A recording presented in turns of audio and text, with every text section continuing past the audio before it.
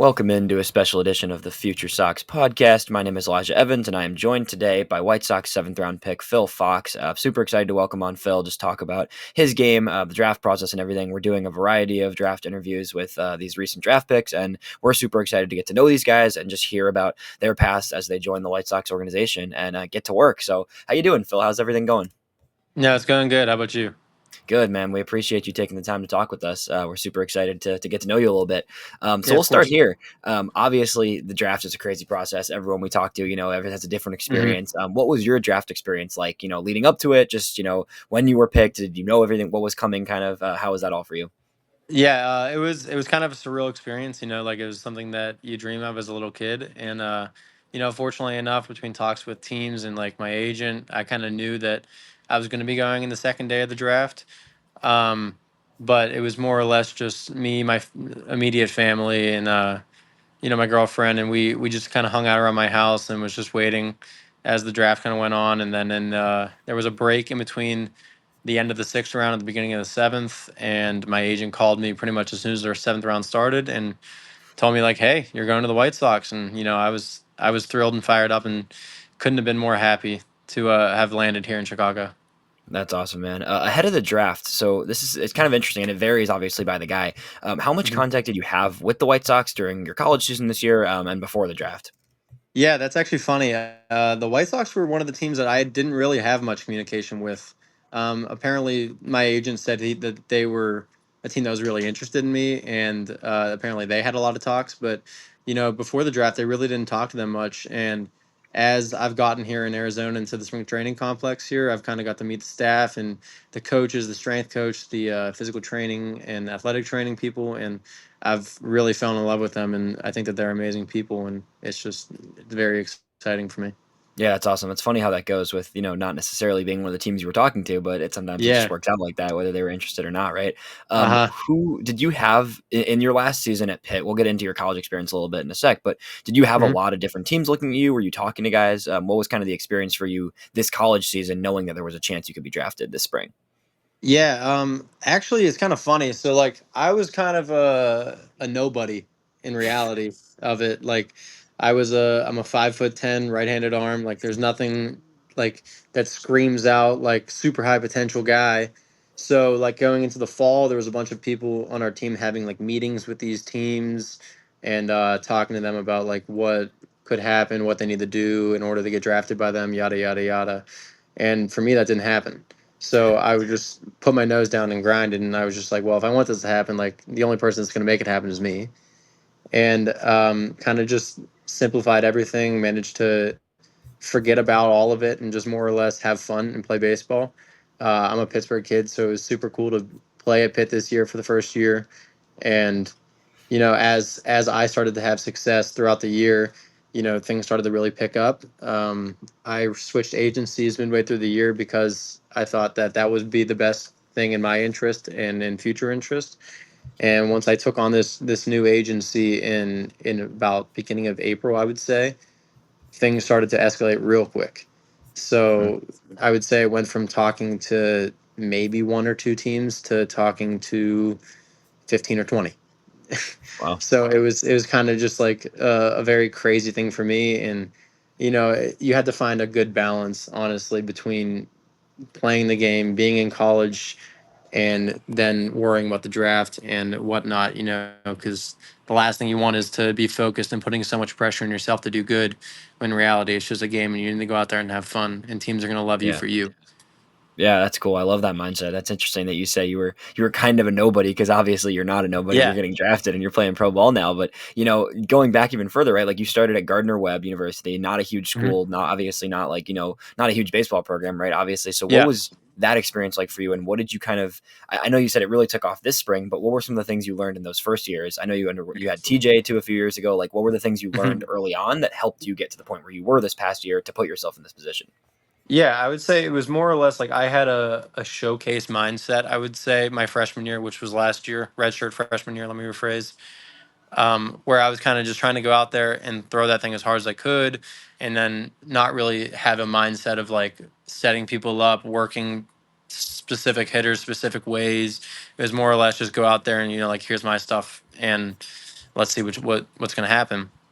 Um, as that season progressed and I got a little bit older, I kind of watched the game from a player standpoint of things rather than just a gimp on the sidelines that had TJ. Being able to play it, it allowed me to really just develop a lot mentally and gain a lot of confidence within myself. And I kind of carried that over, in my opinion, to Pitt, where I think this year I was the most confident man on the field every single time I stepped out there. Yeah. Where I knew that I was going to have success and with my stuff. And I knew I had a great team behind me as well. So that made it a lot easier to pitch as well. Yeah, no, that makes perfect sense. You gotta have that level of confidence, right? No matter who you are, right? Yeah. You gotta go into Yeah. it with that. Well, let's dive in a little bit to your specific pitching, and then I want to ask you about the Cape League too, because it's funny that your draft class has a lot of guys who put in the Cape, and a lot of guys you played with Yeah. these guys too, which is interesting. But Yeah. so your fastball is pretty unique, and I know you obviously know that. I'm sure you've worked on that, and Hmm. that's something you've gone over time. Like you have over 17 inches of induced vertical break, which is not common. You've got the low arm slot. You threw, I think I want to say like what 85% fastball this past year at Pitt. So Hmm. when did you kind of realize you had something with your fastball, and what is it that you think makes that like such a reliable pitch that you can throw all the time? Yeah, I mean, I would say my whole life I knew I had a good fastball. I feel like, growing up through high school, like middle school, high school, travel ball, all those fun things, I knew that my arm was the thing that was going to take me to the next level eventually. Um, and I would say I really found the movement that I wanted on it this past year. I think that last year I was throwing it, it was hard, don't get me wrong, but it wasn't a special type of hard. You know what I mean? Sure. So going into this year, I kind of worked on various things. I went to a place out in Harrisburg called Full Reps, trained there, developed a little bit of a slider while working on my fastball as well. And I think that I found the perfect like combination of vertical break while also attacking like the approach angle. Yeah. So, aka the release height. Right. So while lowering the release height, it managed to make the fastball almost come up like this, like a rise Yep. ball, and it just managed to fool hitters completely this year, especially low in the zone and high in the zone, where they think that the ball's at their ankles, and next thing you know, Yep. it's crossing their Yep. mid thigh, and then especially up in the zone, you could start it at their chest and it's going to finish at their eyes, and then they start swinging at something that they never would swing at, and just having that level of confidence in that pitch, especially for me, knowing that I could pretty much throw it where I want it and I'm going to get good results or weak contact, whatever that may be, resulting in an out. That was the most important thing for me. And oftentimes I wasn't going to go to another pitch until they could prove they hit it. And that's why it was about 90% fastball this year for me, because my coach never Right. wanted to call anything else, which honestly, I don't blame him. But, that's kind Yeah. of just how it stemmed to where I am today. No, that makes perfect sense. I love pitching side of things more than anything. That's always been my area Uh of huh. baseball. So like hearing the combination of like the vertical break with that release point and getting that kind of riding movement, right? It is super interesting. It Hmm. makes sense why you throw it all the time, right? And it's not like you throw. I think you topped at what 95, I believe. So like you've gotten up there, but you're not sitting 100. But that movement, I mean, a 30% chase rate on a fastball is ridiculous at the T1 level. That's not something you see often. So that's a huge part of Hmm. it. And then the slider, how much did you, like you said, you didn't need to throw it a lot, but you also had really good results with the slider, and it's got good movement Hmm. profile. How comfortable do you feel with that pitch, and do you think it's something that I mean, I assume, right, but you think it's something you're going to be throwing more as you kind of progress through professional ball? Yeah, honestly, the slider is like my most hopeful pitch in my opinion. So Yeah. about a year ago today, actually, is when I first started throwing my slider. So it's like a brand new pitch to me. Um, and as I've started to throw it more and more and more, like my comfortable levelness with that has grown tremendously. Obviously, it has a lot of work to do, and it sometimes is inconsistent. But that's something that I'm here for, and that's what the White Sox are here going to help me with as well. And I feel like it's just the perfect put away pitch with that fastball where it's going to look like a strike 90% of the way. And next thing you know, it's in the left hander's batter's box or honestly right down the middle and they freeze. You know what I mean? So Yeah. it's very hopeful for me and I'm very excited about it. Yeah, only a year into throwing it. Obviously, there's plenty of room to develop that and continue to grow with that. Do you Yeah. see yourself? I know you've thrown mixed in a changeup, I believe, here and there before, but do you see Mhm. yourself working on any pitches? Have you talked with the White Sox development staff yet, or do you have any ideas, kind of if you want to add to that fastball slider combo? Yeah, I mean, I have a changeup, and honest to God, it's a really good pitch. It's just been in college. There's been no need to throw it, Yeah, considering that everybody's been so late on the fastball, and the last thing you want is to get a barrel right. out in front of a changeup and send it 400 feet. You know what I mean? Yeah, So I haven't really thrown it that much just because of the need, but uh, we haven't really talked much about the pitch development side of things. Obviously, they know that my changeup is a good pitch, and that's something that needs work as well.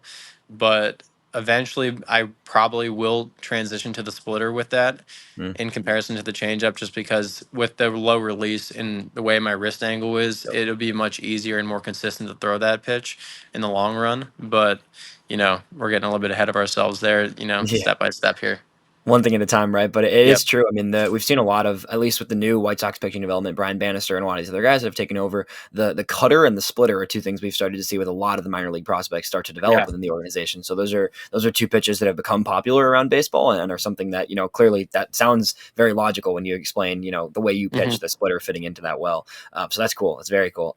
Cape Cod League. So you played Yeah. with not only with some draft picks, right? But like, what did the Cape League do for you, kind of in terms of your development? And then what's that like coming into professional ball, knowing some of these guys and having played with some of these guys? Yeah, well, I mean, it allowed me to meet a lot of new people, which I thought was the most unique part of it, knowing that, everybody in there is potentially going to be getting drafted either this year or next year. And it allowed me to meet a lot of new people and kind of like grow my name out there as well. But it was such a cool and unique experience that I am so thankful that I did it. I didn't really stay that long. I only had 2 appearances, but I really didn't need much more than that, in my opinion, just considering how many appearances I had this year at Pitt. So they knew going into it that I wasn't really staying that long. I needed a little bit of Right. break before the draft just to let my arm cool off. But it allowed me to it really was having fun, in my opinion. That was Yeah. my whole takeaway. It was having fun. Like, there was never any moment playing in the Cape where there's every team in baseball there with a radar gun behind you. Like, you didn't even care about them. Like, it was more just about being with your friends and building new relationships that I took out of it the most, and took the most fun side of baseball for it for me. You know what I mean? It was a blast. And Yeah. now Pierce George and Liam both were drafted by the White Sox, who were on my team in the Cape. So now I have easy connections here within the White Sox going into it before not knowing anybody. And now I'm also rooming with Pierce, so that makes it real easy as well. And it was an experience I'll never forget. Nice. I was just about to ask you about Pierce and Liam, so that's awesome that you get to Yeah. kind of go into ball with guys. I mean, it changes. Obviously, you're going to meet everybody and you get to know everyone, but going in with Yeah. some guys you're already friends with is obviously a cool aspect of it, I'm sure. Yeah, it makes it a lot easier to meet new people as well. Yeah, definitely. Do you know kind of, so you obviously pitched as a reliever and particularly a closer for much of the season with Pitt. Have you thought through, do you think you're going to be sticking in the relief role long term? Is there consideration going into stretching you out as a starter? Where are you thinking in terms of the future of where you're pitching? Honestly, I don't care. I'll do anything. If they want me to start, I'll start. If they want me to be a long reliever, I will. If they want me to close the ninth, then I'll do that Yeah. as well. I'll do whatever's necessary to get a ring on our finger at the end of the day. Yeah, for sure. Do you feel comfortable in kind of either role? Have you obviously, I'm sure you started games Yeah. earlier in your life, but you feel comfortable with routine of either kind of starting or relieving? Yeah, I could do whatever. I mean, honestly, my mechanics are repeatable enough to be a starter, and they play up well enough to be a closer. So I'm more than comfortable doing anything that they ask me to do. Yeah, makes sense. That's awesome. Off the field, I always like getting people a little bit of kind of just themselves and who they are. Yeah. Anything that you're super into, or just things you do to kind of separate from baseball sometimes when you're not in your everyday routines. Yeah, I would say, like, on a physical side of things, I'm a real big golfer, and I'm not saying I'm Tiger Woods or anything, but I'm not the worst golfer in the world. I like to play a lot. I've already went twice here in Arizona, and so that's a complete different world of golf when you think of it from Pittsburgh to Arizona. We Right. don't get those beautiful courses unless you Oh want to yeah. pay $200 to $300 to do that, which is a lot. But other than that, I would say I like to play MLB The Show a lot. I like to play other video games. The new NCAA came out. I've played that a few times. Oh yeah. But I would say, other than those two things, those are like my main two go-to items, I guess. Yeah, I would say Hobbies. there's probably like maybe one or two people I've interviewed that don't say golf. So you're definitely in the Yeah. majority there with baseball guys for sure. Uh-huh. Um, going towards the rest of the season, do you know your plan yet for the rest of the season? What are you looking at in terms of just, obviously Arizona right now, Yeah. draft camp and everything? What are you looking at in terms of how much you're going to throw the rest of the season and where you're going to be throwing potentially? Yeah, honestly, I have no idea where that would be yet, because like I said, like in order to go somewhere, you're sending somebody home, so it's going to be more or less the teams need, the affiliates need. But throwing wise for me, before the draft, it took about 3 weeks break off just because of my arm needed it, and it's healthy to do that. So I took that break, and we started building up again. So they had me game ready somewhere in the back half of August right Sure. now. But right now I'm kind of just soaking everything in, living where my feet are, and just trying to get to know the staff and the strength program, and kind of develop as much as I can as a person and a player. 100%. That makes perfect sense. You go with it as you go. We'll wrap on this. Going into, obviously the rest of the season you just touched on, but going into the off season and next year, any big goals of yours in terms of development or just continuing to kind of stick on the path and get into your routines there? I would say just on the mental side, never being discouraged. Like going from college to pro ball it's going to be a huge adjustment. I realize that, you're going to have your ups and downs. You're going to get hit around occasionally, and you're going to have those games where you strike everybody out as well. But for me, it's going to be more or less just being present, going day by day, and then trying my best just to get a W on the board at the end of the day for me Yeah. Yeah, that personally. sounds great, man. Awesome. Mhm. Well, White Sox fans are looking forward to watching you develop. I Yeah. can as well. So we're excited and we appreciate you taking the time to share a little bit about yourself with us. Yeah, of course.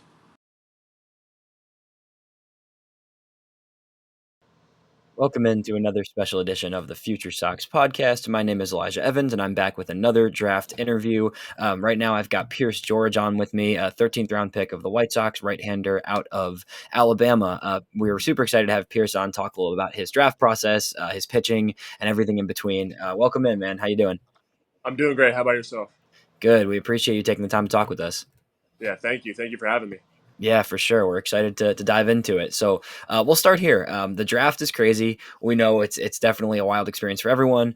You were taken in the 13th round by the White Sox on day 3. How was the draft process for you, just leading up to it, and all of the complications that go along with getting drafted? Yeah. So the draft was, it's a first time experience, so you don't really know what's going to happen. But I had a lot of good people in my corner, kind of telling me what's going to happen, what's going on, stuff like that. So kind of how it went for me. I kind of thought I was going to be a day 2 guy. That's what we were hearing from all the teams. They were saying, we'll take him day 2, rounds 3 through 6, stuff like that. And I was like, okay, sweet, like that's awesome. So we kind of sat there, and those rounds went by, and we were like, oh, okay. So we kept waiting. And day 2 finishes, and we're all kind of just like looking around, like what's going on, stuff like that. And I'm super religious, so I just prayed and asked the people that were in my corner, like what do I do, what do I think, what does a guy in my shoes do in this situation? And they said just wait out for day 3, your number's going to get called, just wait it out. So I waited it out, my name got called, and I knew it was the right decision to go. Yeah. Did you leading up to the draft? So obviously you said you were kind of thought of day 2, and then it ended up being day 3. How much contact did you have with the White Sox prior to the draft, and did you think that was a team that could be drafting you, or was it kind of out of the blue? Yeah, so I met with them in the beginning of the fall when we had like all the meetings with all the teams, and then I had a meeting with them at the end of the fall, and then I had one with them before I went to Cape Cod. So I kind of been in communication with them, but nothing too crazy. But Yeah. we kind of talked to a few teams the morning of day 3, and they were one of them. And they said, is Pierce still interested? And I said, for sure. This has been my dream since I was a kid. So if God's giving me the opportunity right now, then might as well run with it. So they gave me that opportunity, and I couldn't be more thankful. Yeah, 100%. That's great. Did you have how many other teams in general? Did you have a lot of teams that you talked to, whether it was at the combine or before the Cape League? Around how many teams did you kind of think were a possibility? Uh, Around like 15, 20 teams, I would say. Okay. Yeah. Yeah. So a good amount for sure. Yeah. So Alabama, you started there. You were at Texas, and then you went to Alabama. From there, what was your general college experience starting at Texas, and then making your way to Alabama, and how did that kind of mold you into the pitcher you are now? Yeah. So I obviously am a transfer portal guy, so people are going to ask, what happened to Texas, stuff like that. Why'd you leave? Right. Uh, so I mean, I take everything as it's supposed to happen. Everything's supposed to happen for a reason. I don't regret anything. Texas was awesome to me. I learned so much, on the mental side of the game, stuff like that. They do a real good job of that over there. Whole new coaching staff though, so I don't know what they're going to do now. But when I was there, that's kind of how it was. And at the end of the year, they told me I wouldn't have a scholarship there anymore. So I entered the portal and went to play summer ball league in California. And there was two guys on my team, Will Hodo and Will Portera. They were both super nice to me and super religious guys. And those were the guys I wanted to surround myself with. And I knew Alabama would be the spot for me once I met the coaches and stuff. And then Alabama was awesome. I mean, I learned so much from them. I still talk to them to this day, and that's my home for sure. Yeah, definitely a good experience. What were some of the things in terms of, your pitching development? Obviously, you didn't pitch a ton your first year at Texas. When you got to Alabama, what were some of the things that they kind of helped you hone in on with your game? Yeah, so obviously a big thing was command early on in my college career, and that's something we kind of honed in on and stuff like that. And we talked about the mental side of the game, the physical side of the game, because both of those are so big. And people always say that you need to get in the gym and lift and all this stuff, but I mean, in reality, baseball is 90% mental. So I think it's just we kind of honed in on the mental side of the game and things I need to be thinking about and stuff like that before I pitch, and that was something I really learned there at Alabama. Yeah, 100%. Well, let's get into your pitching a little bit, and I'll start with this question. What age were you when you realized you threw hard? Like, when was the time where you were like, okay, I throw pretty hard? Probably my junior year of high school at Area Code. That was probably when I realized, like, dang, like I'm actually kind of good at this. It was that moment. So what were you throwing back then? My junior year, I was like 93, 95, touching 6 and 7. Yeah. Yeah, if you're a Yeah. junior in high school doing that, you probably know you can throw a little bit. Yeah. I kind of, didn't know where it was going at the time, but, I threw hard and hitters at that age don't really have the most mature approach. So it really worked out for me. And I was able to, as people say, I was selectively wild and stuff like that. And it really helped in my favor. Yeah, that's cool. So your pitch mix, you're mostly a fastball slider guy. I've watched a lot of videos on you. How do you feel that what do you feel about your arsenal, and what are kind of things you're working on beyond that fastball? Obviously, fastball touching 102 is going to be the headlining thing people hear about. But what does the rest of your arsenal look like, and how comfortable do you feel with each pitch? Yeah, so I mean, I feel really comfortable with all my pitches. We've already started to develop a sinker here at with the White Sox, and obviously the splitter too. I added this summer in the Cape. So just developing those two pitches, kind of just realizing what works for Pierce George and stuff like that, and just really maturing the game is the biggest thing. So just kind of going out there, and the White Sox have had a perfect approach with me, and I've had a perfect approach with them, just being a sponge and just taking in all the information I could take. Yeah, 100%. So you're working mostly then fastball, slider, sinker, and then what was the other one you mentioned? Splitter. Yeah, okay, got you. So you're working those four primarily? Yeah, those four are really, my slider is like, I mean, a lot of people, boast about my fastball, but I really think my slider is my moneymaker just because of how much swing and miss I can get. And it's kind of, I've been able to kind of put it anywhere in any count. So being able to do that has really helped me out as a pitcher in general. What's kind of the movement profile for people that kind of, there's been this big change over baseball, right, with the sweeper, and it's kind of classified differently. What's the main movement profile of your slider? Yeah, so it's more of a gyro slider. So, you're getting more horizontal movement than you are vertical, and it's pretty tight. So just spinning that off right-handed pitchers and putting that at the back foot of lefties, that's kind of how I've played with it, recently, and that's kind of how I'm going to use it for the rest of my career. Right, and then obviously then a sinker to have kind of that opposite movement, and a splitter to have that downward movement is a really nice balance there, it sounds like. Yeah, for sure. Just to throw hitters off and stuff like that. Anything to get guys out. I'm up for it. Yeah, exactly. What are some of the things that you do, mentally when you're getting into an at bat and you're facing a hitter? What are some of the main things you kind of identify just in your head as you're working through at bats? Yeah. So I mean, to be honest, the best thing to do out there is just to not think at all. So Right. kind of what I do, I talk to myself. I'm a big religious guy, so I'm always asking God, give me the power right here. I'm going to trust my work. I know you got my back. Whatever happens, and it's going to happen for a reason because I'm going to go out there and give it my all every single time. So the result that happens, I have no control over once the ball leaves my hands. So just kind of adapting to the situation, stuff like that. Just taking it pitch by pitch. The White Sox preach about being where your feet are, and that's something in my game I've taken control of the past couple of years, and it's really helped me develop. Yeah, totally makes sense. So the Cape Cod League, right, is something that I've talked about with some other guys. I just talked to Phil Fox, other guys that you've played with, right? Like, how was the experience on the Cape for you, and what did that do to kind of take your game to the next level? Because I saw a lot of things about you really having a strong summer and just learning a lot there this summer and even in the past too. What was the Cape experience like for you? Yeah, for sure. I mean, I've said it before. I'm going to say it again. It was the best baseball I've ever been a part of. Obviously I met Phil, and Phil and I become best friends. In the short amount of time we've known each other, it's just kind of like the atmosphere the coaches built there. It felt like a family. I mean, to put it simply, Yeah. it felt like a family, and it. We weren't really playing for ourselves. Like I know the Cape is, supposed to be like for the individual player, but we were just playing as a team and just having a good time. And that's what I, master my game off of, is just being a team player and just trying to do whatever I can for my teammates. And that's what I love to do, is be a servant leader. So that's what I got to do, and that's what I love. So I just had a great experience out there. Yeah, that's really cool. Building on that, right? Like, what was it like when you eventually were drafted by the White Sox? What was it like knowing that Phil was there and then Liam as well got drafted beyond you, two guys that Yeah. you played with in the Cape? Yeah, it was. We all, I saw I got drafted by the White Sox. I don't even think Phil realized it yet, but I snapped Phil and I was like, "Dude, we're on the same team. This is insane." And so we were, going crazy. And then Bryce Eblin, my roommate, he got signed Right. with the White Sox too, so that was even crazier. And then TJ McCants, Yeah. and then Liam got drafted too right before a game. So it was so surreal. It was so cool. How God works in such special ways. It was just awesome to have all these guys at my back. Just being Yeah. here, new experience, and we're all doing it together. Yeah, I almost forgot to mention the Alabama guys. So 3 Alabama guys then, in addition Yeah. to 3 of the guys you played with in the Cape. That's pretty awesome, I'm Yeah, sure. the Alabama White Sox.